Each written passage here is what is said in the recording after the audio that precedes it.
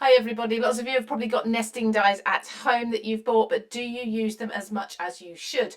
I'm going to show you in this video multiple different ways to use your nesting dies for fun card shapes and mechanisms, and probably ways that you haven't thought of before.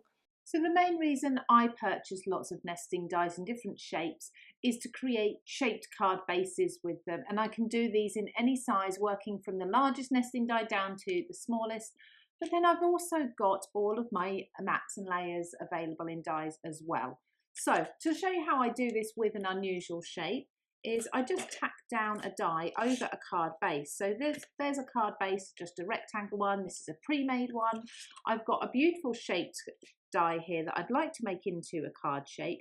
So I'm just going to overlap the die a little bit over the edge of the card. That's the scored edge there. And I'm going to run this through my die cutting machine. The Creative Craft Products dies are such good quality, they will easily go through 2 layers of cardstock at once. Now, I've got a bit of a shape there and I could use that, but if I want to complete that shape again, I just simply take myself another piece of white cardstock and cut the entire shape from it. And by adhering this complete shape over my cut card base, I've then got myself a DIY shaped card base that I can use horizontally or vertically depending on the shape. So there we go, that fits over perfectly. How neat and tidy is that?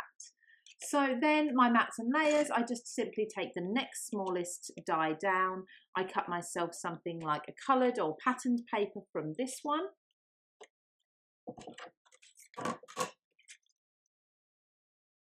And there's my first mat, and I can keep working my way down the sizes for as many mats and layers as I need. And the beauty of course, using nesting dies is that all the proportions are already worked out for you. If you were to try to cut these by hand, you'd probably never get it quite right. As well as mats and layers, you can also cut things like frames. So I've just cut this pattern paper, as you saw, with the middle-sized die. If I take the next smallest one down, I can place this just inside, or I could take the one down from that if I wanted to, tape it down onto my cardstock, run that through my machine, and now I've got a beautifully shaped and perfectly sized frame for my card as well. Then another brilliant way of using your nesting dies, if you've created the card shape using a larger die, use one of the smaller ones to create the matching aperture to go inside that card. Of course, you don't have to have shaped the card originally, you can just have yourself some fun shaped apertures otherwise. And of course, circles and squares and rectangles are all absolutely perfect for this all the time.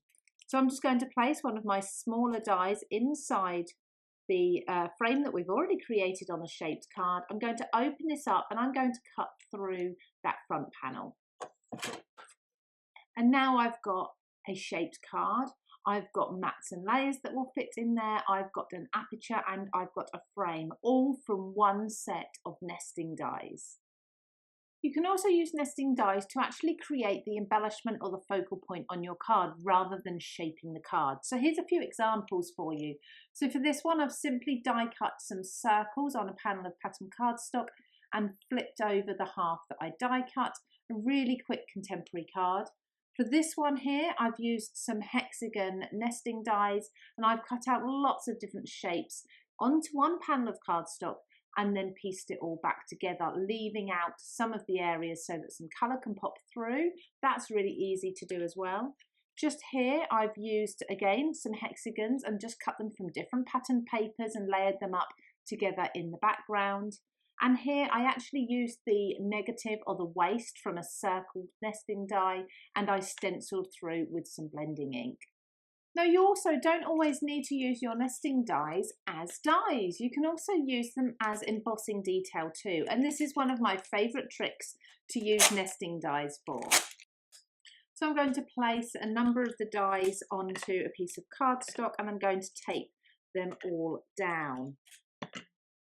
Just like so. Now you can do this with 1 or you can do it with 10 nesting dies. It doesn't matter.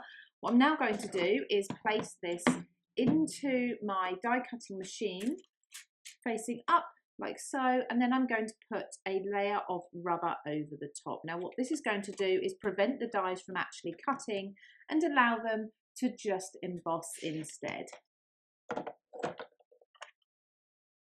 So there you can see we've got some beautiful embossed detail on the reverse, and you can absolutely use this side if you prefer, or remove your tape and your dies, and you've got a fabulous effect on the other side too. Now you can pick out this detail with something like gilding wax or your inks if you wish.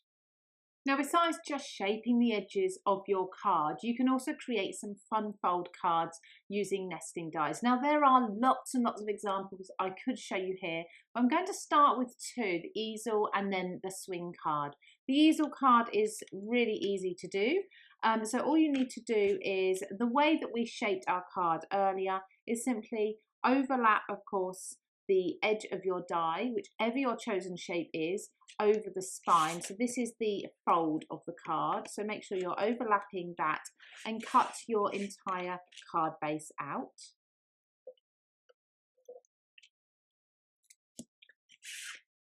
And you also want to cut another one of these completely. This is just one single piece of card. So, and this will be the front part of your card, the main part that's seen.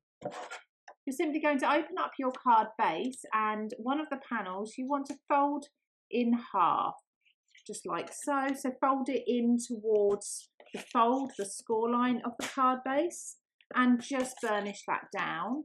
You've now created the easel for your card, and your main piece that you've cut, which is the full image, will sit beautifully on top of that. So you'll just glue that to the base there, and you've got yourself an easel card.